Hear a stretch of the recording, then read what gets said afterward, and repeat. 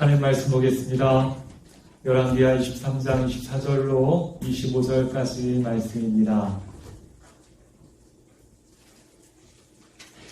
제가 봉독해 올립니다. 요시야가 또 유다 땅과 예루살렘에 보이는 신접한 자와 점쟁이 드라빔과 우상과 모든 가증한 것을 다 제거하였으니 이는 대제사장 hil기야가 여호와의 성전에서 발견한 책에 기록된 율법의 말씀을 이루려 함이라. 요시야가 같이 마음을 다하며 뜻을 다하며 힘을 다하여 모세의 모든 율법을 따라 여호와께로 돌이킨 왕은 요시야 전에도 없었고 후에도 그와 같은 자가 없었더라. 아멘. 아멘.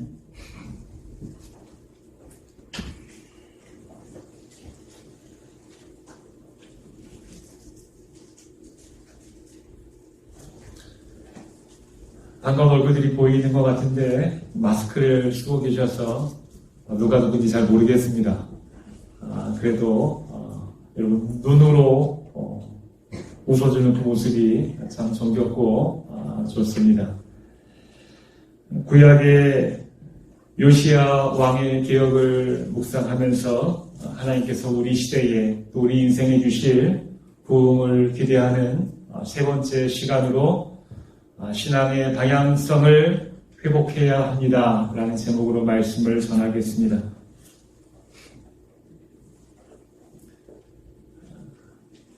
지난 시간에 말씀드린 바와 같이 요시야 왕은 그 배경이 가정의 배경이 영 시원찮은 그런 사람이었어요.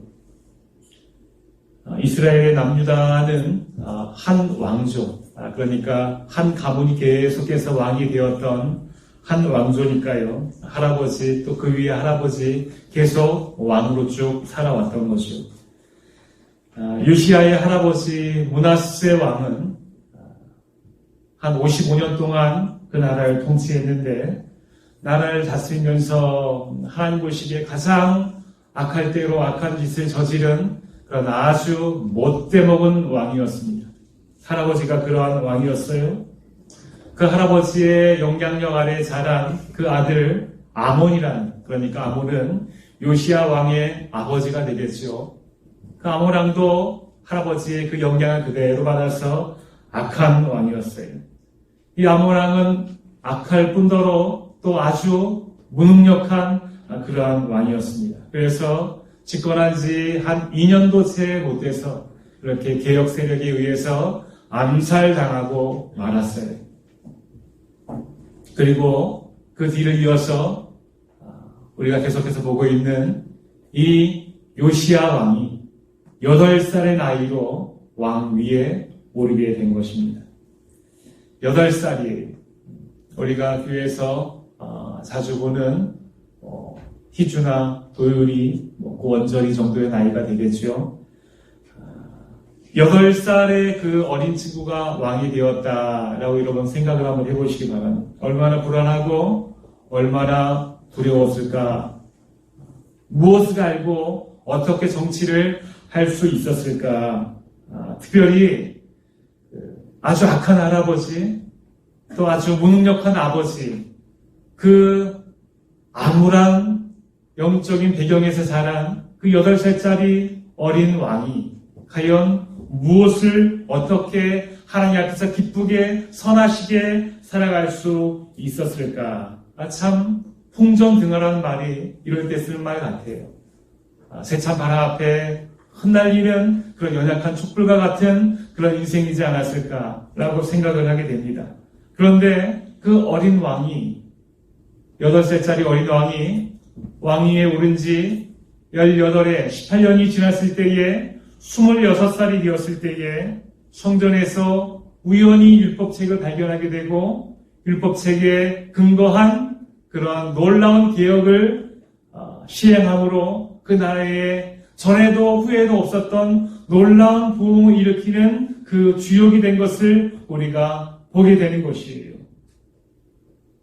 아무런 선한 영향력도 없고 또 그렇게 탁월한 영적인 배경이 있지도 않았었던 그 요시야 왕이 어떻게 18년이 지나고 성인이 되었을 때에 그렇게 하나님 마음에 쏙 드는 놀라운 부흥과 놀라운 기억을 주도할 수 있었을까? 그냥 잘 자랐기 때문에? 아니면 우연히 율법책을 발견했기 때문에? 라고 생각할 수 있겠지만 아니에요.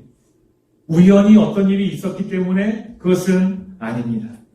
우리는 오늘 어떻게 왕위에 오른 8살짜리 왕이 그렇게 성인이 되었을 때에 18년이 지난 이후에 어떻게 완벽에 가까운 그런 놀라운 부흥을 그렇게 이루어낼 수 있었을까에 대한 답을 찾고 또 그 답을 우리의 삶에 좀 적용시키기를 원합니다.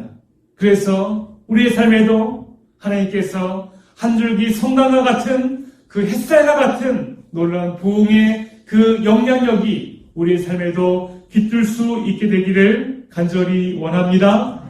어떻게 하면 요시야 왕이 아무런 영적인 배경도 없고 아무런 그 광야와 같은 그 삶 속에서 어떻게 놀라운 부흥을 경험할 수 있었을까? 그 답을 성경은 이렇게 이야기하고 있어요. 이스라엘의 역사를 기록한 책은 성경에 보게 되면 열왕기서가 있지만 또 그것을 특별히 하나님의 은혜의 관점으로 다시 재조명한 역대기도 있습니다. 그러니까 역대기에도 하나님의 역사가 흐르고 있고 열왕기에도 역사가 흐르고 있는 것이죠. 그런데 역대기에 보게 되면 이 부흥의 주역이 된 요시야 왕을 설명할 때에 열왕기에서는 미처 설명하지 못했던 그 부분들을 설명하고 있는 부분이 있어요. 바로 이 부분입니다. 역대하 34장에 보게 되면 요시야 왕에 대해서 이렇게 설명하고 있는 부분이 있어요. 아직도 어렸을 때 그러니까 왕위에 있은 지 8년이 되면 몇 살입니까? 8살 때 왕이 되었기 때문에 왕위에 있은 지 8년이 되었으면 16살, 중학생 나이가 되겠죠. 16살 때 그의 조상 다윗의 하나님을 그때에 이 요시야 왕이 비로소 찾게 되었다.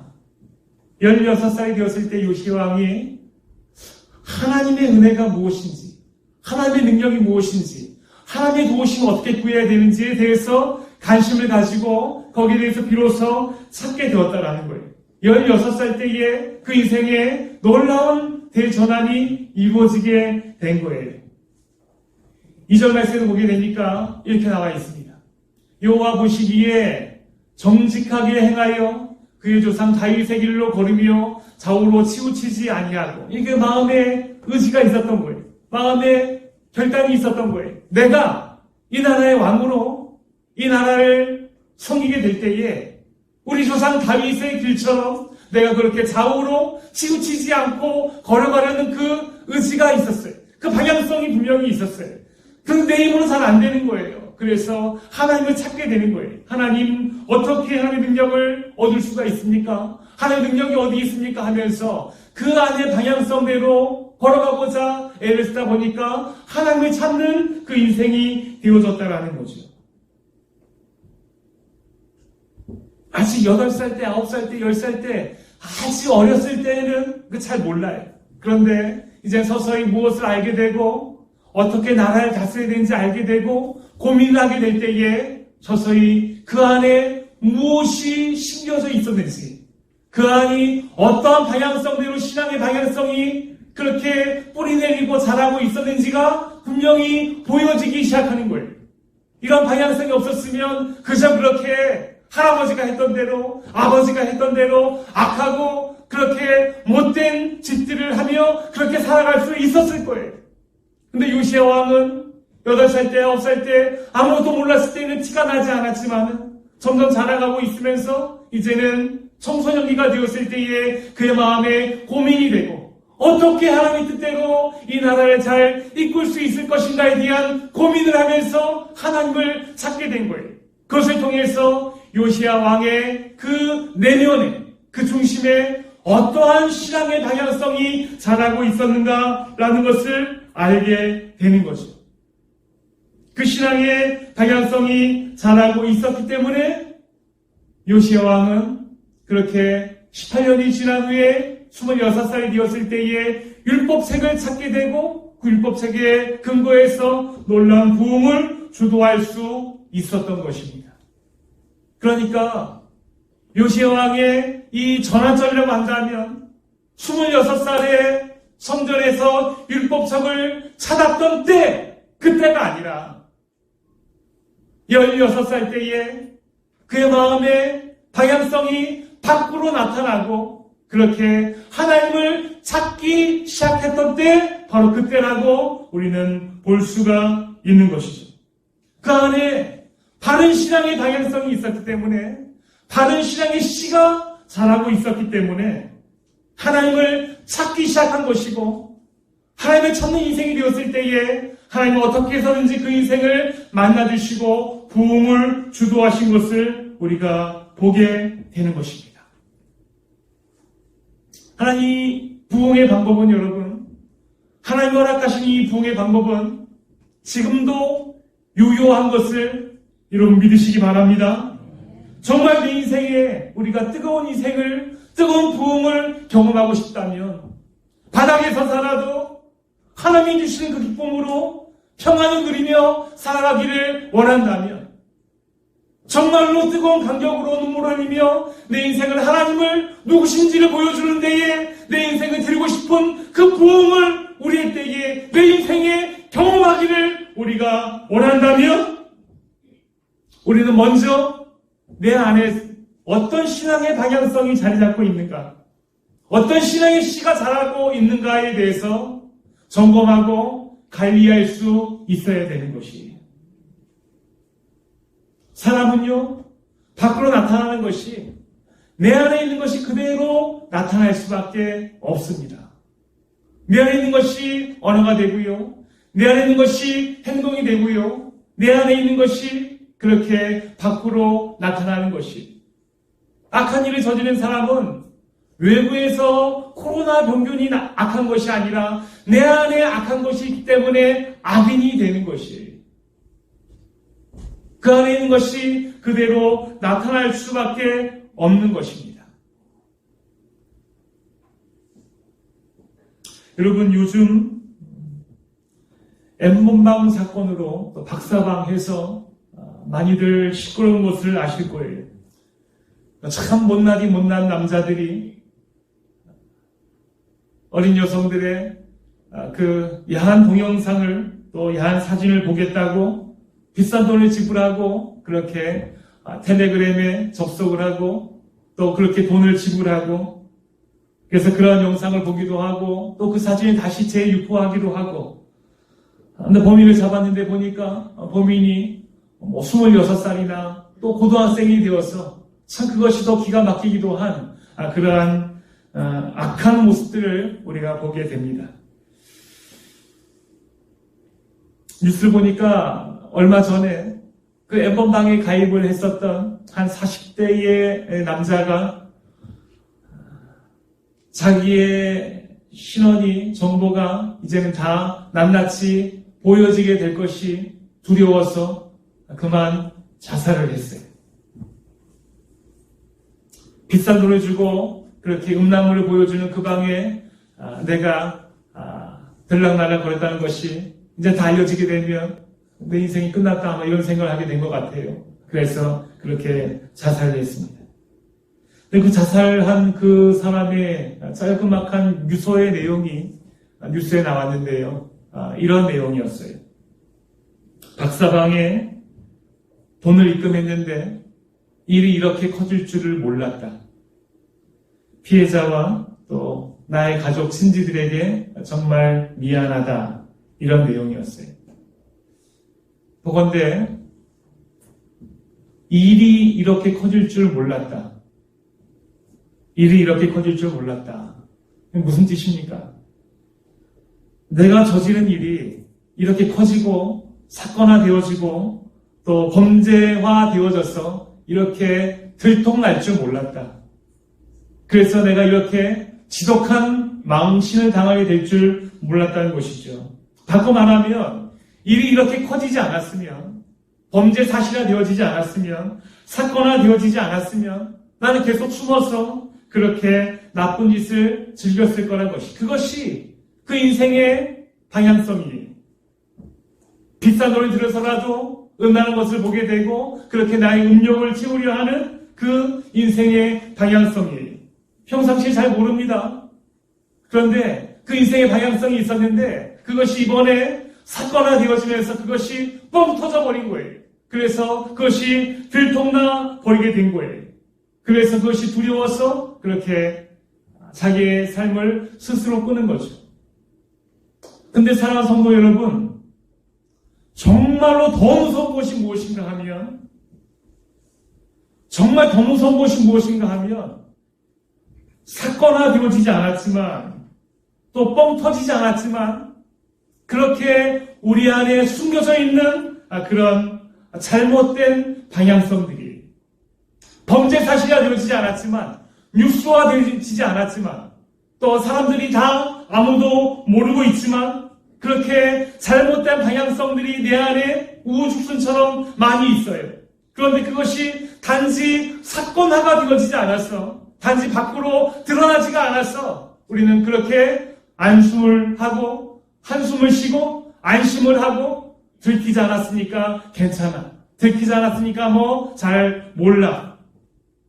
일이 이렇게 아직 커지지 않았으니까 괜찮아 하면서 그렇게 하나님은 아시는데 단지 사람 눈에 들키지 않았다고 우리가 그렇게 안도의 한숨을 쉬며 그렇게 여기고 있는, 내 안에 숨겨져 있는 이 악한 여러 가지 방향성들이 있다면 우리가 정말 두려워해야 할 것은 바로 이 안에 있는 그런 악한, 내 안에 숨겨져 있는 그런 습관들, 방향성들, 그러한 것이라는 것이에요. 여러분 한번 돌아보시기 바랍니다. 사건화 되어지지 않았어요. 아직 아무도 몰라요. 가족도 몰라요. 그렇지만 내 안에 그렇게 숨겨져 있는 그런 이 신앙의 악한, 나쁜 방향성들이 내 안에 계속해서 자라고 있다면 우리는 사실 그것을 더 두려워하고 그것을 더 점검하고 관리할 수 있어야 되는 것 아니겠습니까?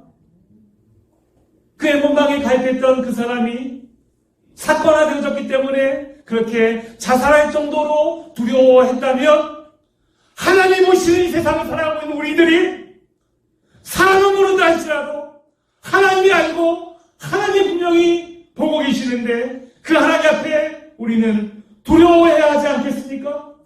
내 안에 잘못된 방향성들이 있다면 사람한테 들키지 않았다 할지라도 내 안에 약한 방향성들이 나의 신앙을 제어하고 잠식하고 자라지 못하게 하고 있다면, 내 부흥을 막고 있다면 우리는 그것을 정말로 두려워하고 아파하고 점검하고 관리할 수 있어야 되는 거예요. 우리 내면을 우리가 돌아보기를 원합니다. 똑같은 아침 이슬이라도 뱀이 먹으면 독이 되고 꿀벌이 먹으면 꿀이 된다라고 하는 말이 있어요. 여러분, 내 삶의 방향성이 하나님께 온전히 드려지지 않은 상태에서 그 아무도 모르는 거예요. 지금 이렇게 예배하고 있지만 그 아무도 몰라요. 제 안에 어떤 방향성인지 여러분 아십니까? 아무도 몰라요. 하나님만 아시는 거예요.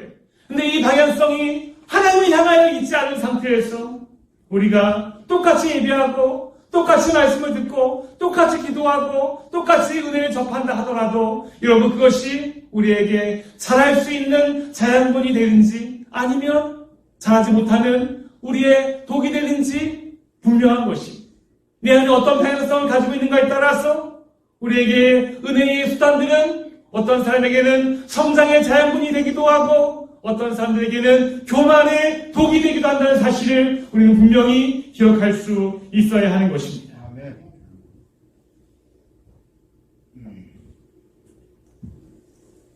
그래서 우리는 정말로 나의 내면을 살펴야 되는 거예요. 내 내면을 살펴야 되는 거예요. 나의 내면은 과연 어떠한 방향성들이 그렇게 자리 잡고 그렇게 지금 뻗어나가고 있는가에 대해서 우리는 돌아볼 수 있어야 되는 것이. 여러분, 나의 내면은 어떻습니까? 한번 돌아보세요. 나에게 길들여져 있습니까? 이 세상을 좀 더 편히 살아가는데, 내 몸이 좀 더 편하게 살아가는데 더 많이 길들여져 있어요? 아니면 하나님의 은혜에 더 많이 내가 길들여져 있습니까? 몸이 좀 피곤하더라도 하나님께 순종하는 그러한 방향에 내가 더 많이 길들여져 있습니까? 우리는 둘 중에 하나입니다. 저희 묵상을 잠깐 말씀드려볼까요? 어쩔 수 없이 쉬게 되었던 지난 몇 주간의 이 시간들 가운데에 제 마음 한구석에 이 묵상이 굉장히 크게 자리 잡았습니다. 이것이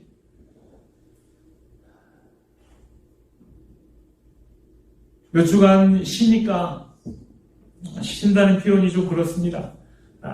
교회 와서 책도 읽고 하지만 예전처럼 시간에 있어서 조금은 자유로운 부분이 있었어요. 쉬니까 몸이 편해져요. 근데 더 중요한 것은 그 편한 것에 내 몸이 점점 익숙해지고 길들여져 가고 있는 거예요. 근데 중요한 것은 그렇게 길들여진 만큼 다시 제자리로 돌아오기는 길들여진 만큼 더 많이 힘들다는 사실이죠. 그래서 몸이 편하면 편할수록 제 마음에 불안감이 있습니다. 다시 돌아가야 될 그 시점이 분명히 알기 때문에 불안해지는 거죠. 정말 지혜로운 사람은 내 몸이 원하는 대로 나를 그렇게 방치하지 아니하고 정말 하나님이 원하시는 그 기준에 맞게 내 몸을 그렇게 던지는, 그것이 몸이 좀 불편할 수 있어요. 그렇지만 나 자신의 나를 길들이지 아니하고 하나님 앞에 나를 길들이는 그것이 정말로 지혜로운 사람이라 할 수 있을 것 같아요. 이러한 관점으로 여러분, 우리 인생을 한번 돌아보자는 것입니다. 그 묵상을 하였습니다. 여러분, 지난 몇 주간이 아니라 여러분의 인생을 한번 돌아보세요. 나의 인생을 돌아보는 거예요. 우리의 인생을 돌아보는 거예요. 우리의 인생을 돌아보게 될 때에 여러분은 어디에, 누구에게 길들여져 있는 그런 인생이었습니까? 나에게 길들여져 있다는 것은 이런 것이겠죠. 내 감정에 철저히 충실한 거예요. 화나면 화도 내고, 또 내가 알고 있는 것이 법이고, 또 그 안에서 안정되게 살아가기를 좋아하고, 또 내 육체가 원하는 대로 그 욕심대로 살기를 좋아하고 하는 것. 그게 나에게 길들여져 있는, 내 감정에 충실한 대로 살아가는 것. 그게 나에게 길들여져 있는 그런 모습이에요. 성경은 나에게 길들여져 있는 이 모습을 이렇게 이야기합니다. 전에는 우리도 다 그 가운데서 우리 육체의 욕심을 따라 지내며 육체와 마음에 원하는 것을 하는 그 모습을 나에게 길들여진 모습이라고 이야기하고 있어요. 그런 사람은 본질상 진노의 자녀.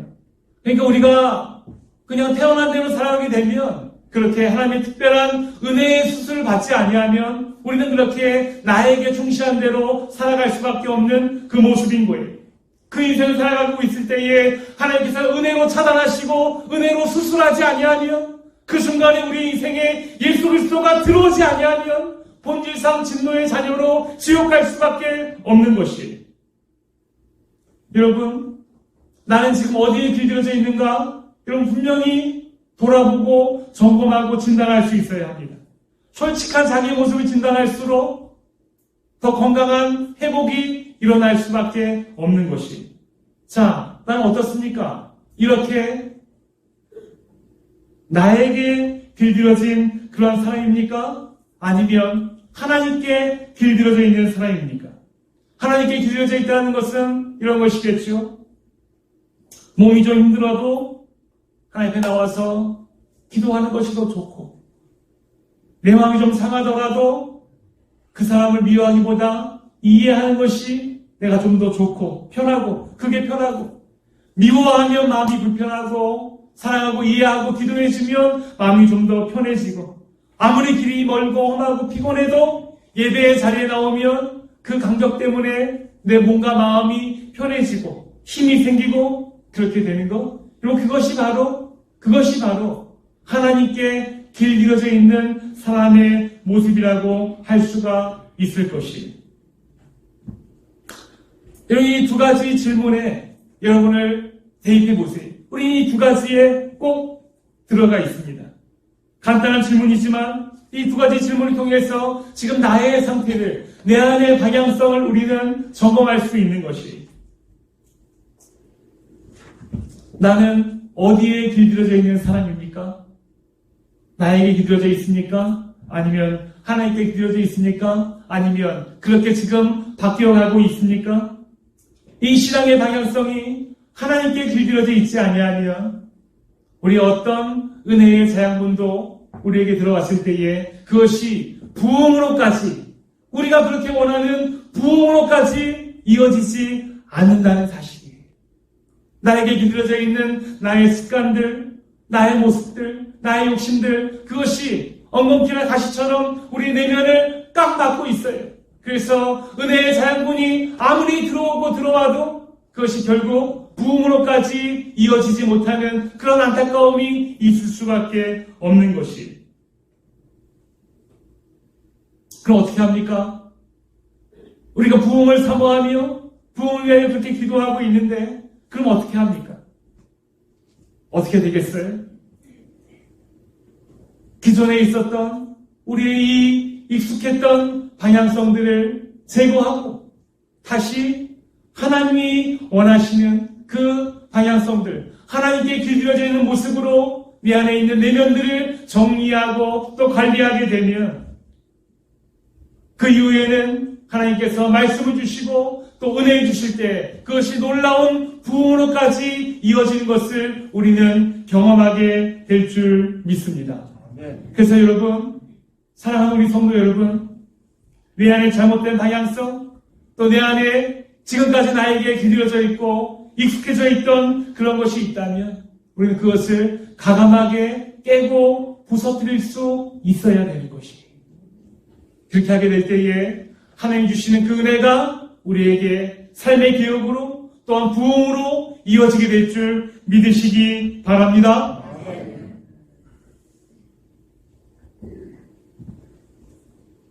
요시야 왕의 그 두 가지 개혁을 보면서 이 두 가지의 모습이 나에게는 어떻게 쌓여져 있는가 이로 한번 돌아보시길 바랍니다. 요시야 왕은 그 삶의 분명한 하나님께 길들여져 있는 그 방향성을 가지고 율법책을 보며 그 놀라운 개혁을, 부흥을 일으켰는데요. 그 부흥의 첫 번째 모습은 바로 이것입니다. 우리 같이 한번 읽어볼까요? 같이 한번 읽습니다. 자, 시작!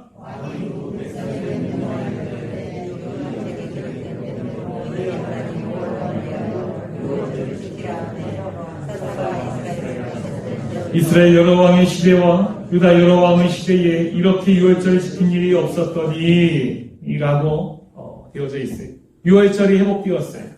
여러분, 이 유월절의 회복은 우리에게 어떻게 적용이 가능한가 하면 우리의 이 예배가 회복되어져야 된다라는 것입니다. 예배의 방향성, 지금까지 내가 드리고 있었던 이 예배가 여러분 어떤 예배였습니까? 분명히 알고 예배가 회복되게 될 때에 하나님께서 우리에게 놀라운 부흥을 허락해 주신다는 거예요. 여러분, 오늘 말씀을 보니까 요시야 왕이 유월절을 지킬 때에 하나님께서 그것을 이렇게 평가하셨어요. 사사 시대 이후로부터, 왕이 생긴 이후로부터 이렇게 유월절을 지킨 왕이 요시야 왕 이전에 없었더라라고 그렇게 지금 하나님께서 평가하고 계세요. 성경을 보건대 사실 이러한 이 하나님의 평가를 요시야 왕 이전의 왕들이 봤다면 아주 많이 섭섭했을 것이. 왜냐하면 성경에 보게 되면 다윗 왕 때부터 계속해서 많은 왕들이 있을 때에 선한 왕들이 몇몇 있었죠. 그 왕들이 유월절을 폐지하거나 유월절을 경히 지킨 사람들이 아닙니다. 나름대로 유월절, 우리나라의 강복절과 같은 그들의 그 명절을 철저하게 지키고 히스기야 왕도 유월절에 대해서 철저하게 지키려고 노력한 그 본문들이 성경에 나와 있기도 합니다. 그래서 그들이 우리도 하나님 이렇게 나름대로 지켰는데 아이고 이게 무슨 말씀입니까?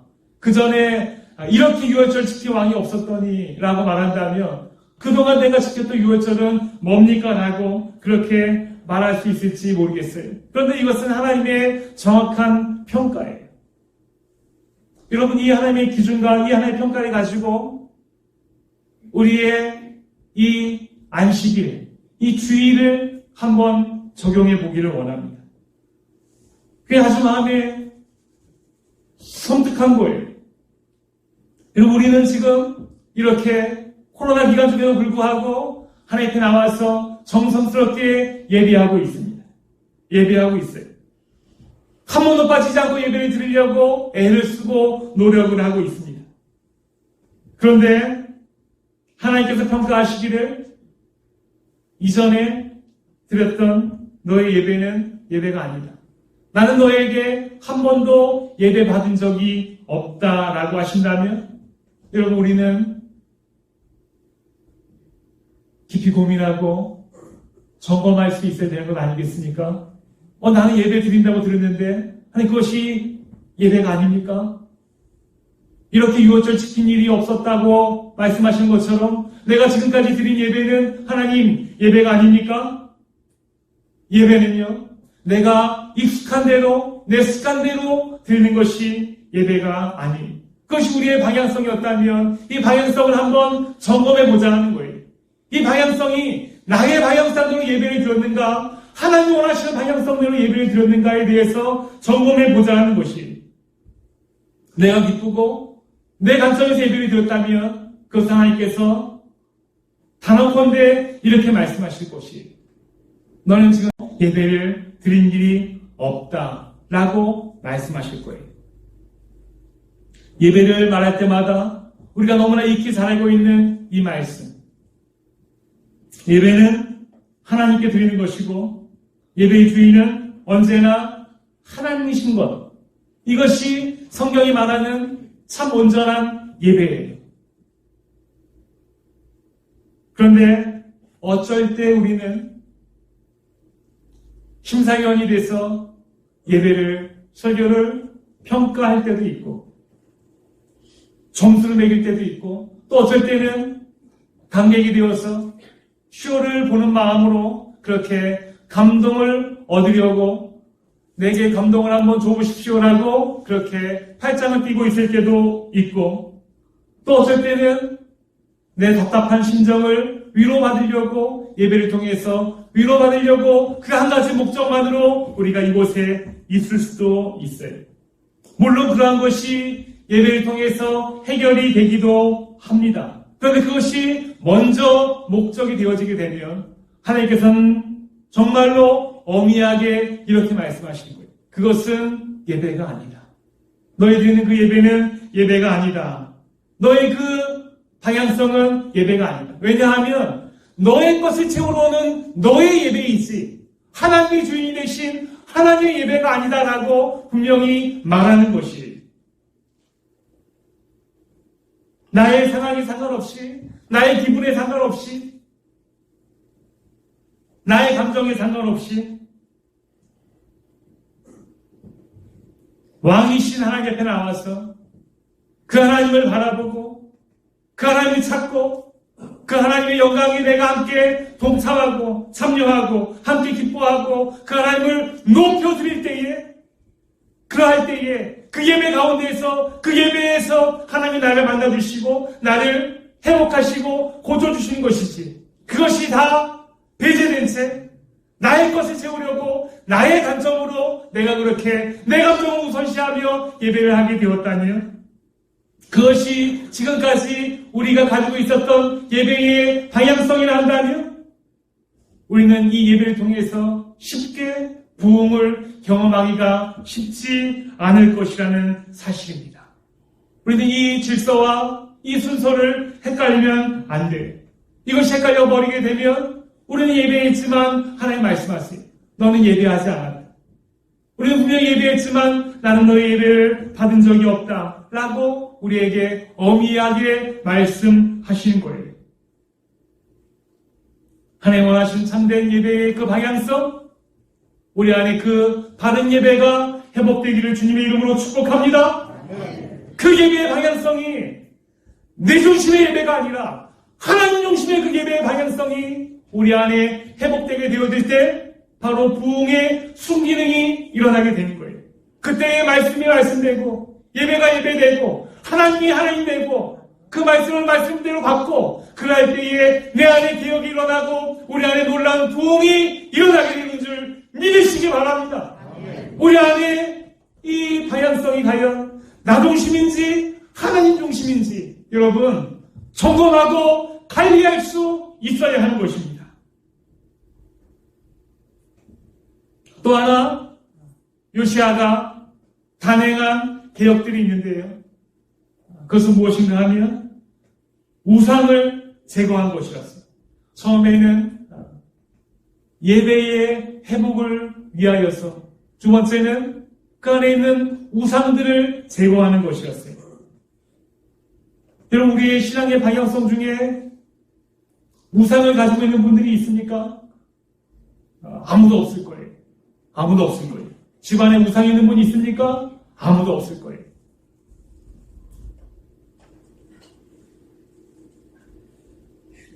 오늘 말씀 중에 여러분, 특별히 우리가 드라빔이라는 단어를 좀 눈여겨봤으면 좋겠는데요. 드라빔은 크기는 여러 가지가 있을 수 있겠지만 손 안에 들어가는 요 정도 되는 아주 작은 그러한 휴대용 우상입니다. 감추려면 감출 수도 있고 손에 잡고 다닐 수 있는 휴대폰과 같은 그러한 우상입니다. 그래서 어디든지 가지고 다니면서 그것이 내 안에 있으면 마음이 든든해지고 그것이 있으면 그것을 의지하면서 마음을 다스릴 수 있는 그런 우상을 드라빔이라고 이야기합니다. 여러분, 순간순간 우리가 살아가고 대화를 하고 사람들을 만나고 어떤 결단을 할 때에 그 순간순간 하나님보다 내가 의지하는 어떤 습관, 또 내가 붙잡고 있는 어떤 능력, 또 내가 습관적으로 하고 있는 어떠한 나의 기술들, 어떤 능력들, 그것을 내가 어떤 결정을 하게 될 때, 사람을 만나게 될 때에, 또 어떤 일들을 행하게 될 때에 그것을 더 많이 의지하게 된다면 그것이 바로 지금 이 시대에 우리가 가지고 있는 바로 드라빔이에요.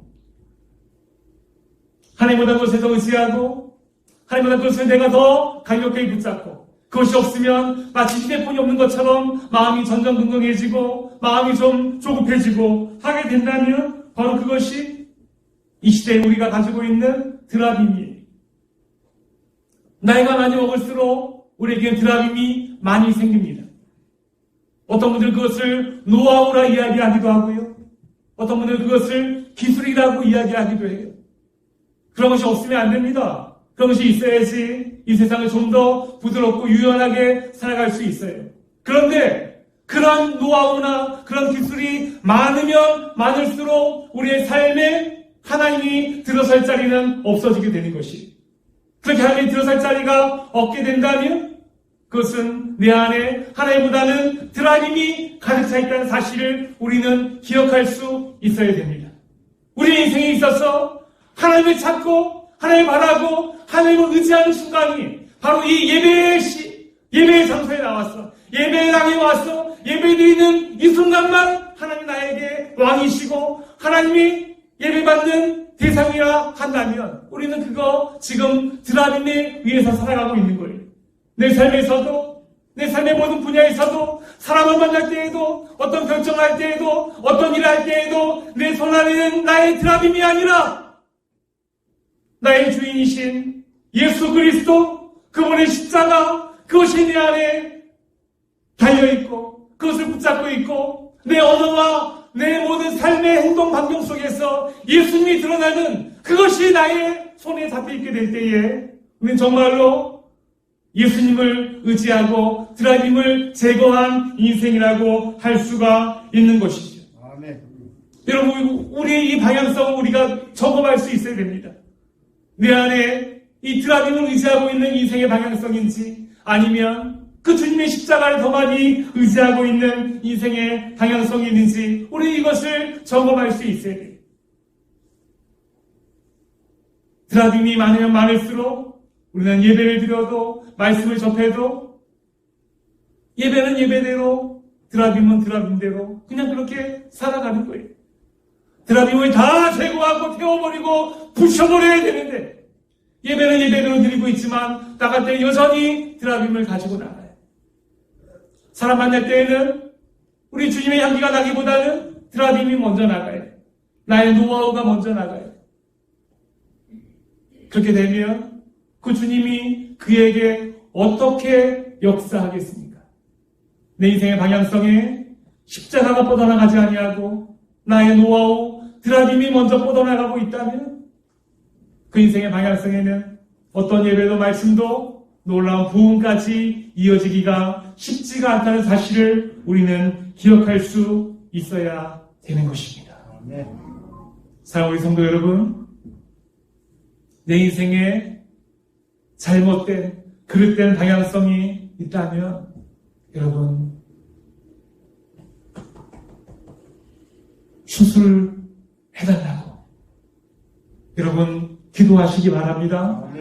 부셔달라고 다시 바로잡아달라고 잔잔하지만 가감한 기억을 여러분의 내면 세계에서 이루어지게 해달라고 여러분 기도하시기 바랍니다. 이것이 우리 안에 먼저 선행되어야지 우리에게 부흥을 하나님께서 허락하여 주실 것을 믿으시기 바랍니다. 우리의 모습을 돌아보셨습니까? 나의 내면에 어떠한 방향성이 있는 것을 여러분 점검하셨습니까? 그것이 하나님 보시기에 별로 좋지 않은 것임을 확인하셨습니까? 그러하다면 여러분 기도하시기 바랍니다. 기도하면서 주님, 내 안에 있는 방향성들을 우리 하나님 앞에 익숙한 것으로 하나님 앞에 길들여진 것으로 하나님 바꾸어 주시기를 원합니다. 예배의 주인이 하나님인 것을 인정하게 하여 주시고 나의 모든 결단에 있어서 드라빔보다는 하나님이 우선시되는 결단과 대화와 행동이 있게 하여 주시옵소서. 여러분 간절하게 기도하시기 바랍니다. 그러게 될 때에 이 잘못된 방향성들이 바로잡아지고 하나님을 향하여서 순방향으로 이루어지게 될 때에 우리의 예배를 통해서 말씀을 통해서 그렇게 우리 안에 놀라운 부흥이 있게 될 것을 믿습니다.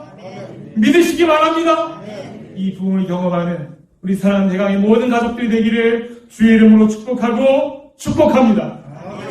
하나님 아버지, 우리 안에 방향성을 보게 하여 주시니 감사합니다.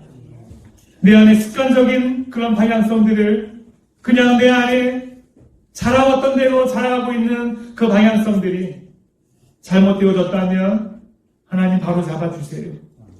바로 잡아주세요. 그것이 바로 잡아지지 않는 한 우리 안에 부흥이란 있을 수가 없는 것이죠. 하나님 중심의 예배가 내 안에 회복되게 하여 주시옵소서. 내가 가지고 있는 나의 노하우, 나의 기술, 그 어떤 것보다도 예수 그리스도의 십자가가 우선시되는 삶을 살아가게 하여 주시옵소서. 그 드라빔을 부셔버리고 그 드라빔을 가감히 놓게 하여 주시옵소서.